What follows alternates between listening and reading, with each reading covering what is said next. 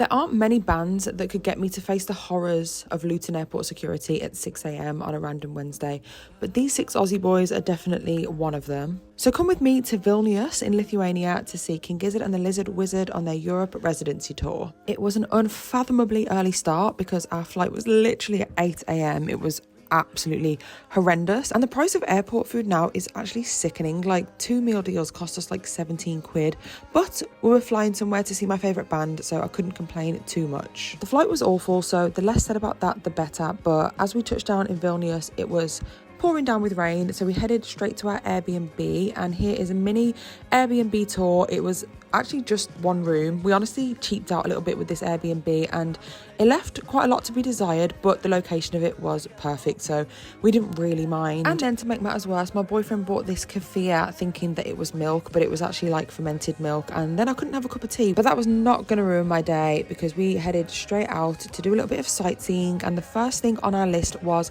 the Frank Zapper statue. If you like music and you don't like Frank Zappa, I am going to judge you, unfortunately, but it's quite funny because Frank Zappa actually has no connection to Lithuania or Vilnius, but apparently they just find his free spirit very relatable, so they wanted to erect a memorial to him, and I adore Frank, so yeah, I wanted to go and check this out. So next up on the list was Gaminus Castle Tower. So Gaminus Tower is the remaining part of the upper castle on top of the Gaminus hill, and you can actually get a lift to the top instead of walking, which I'm not gonna lie, we did end up doing. It was €3 each. Honestly, we just could not face the hill in the rain, so we got this lift. It took about 40 seconds probably, and when you got to the top there was a gorgeous viewing platform and you got amazing like 360 views of the city, and this was our first proper look at Vilnius and it looked beautiful. So the concerts weren't actually starting until the following night, so for this evening we just went out for some food. We went to a place called Momo Grill and it was really nice. I had octopus skewers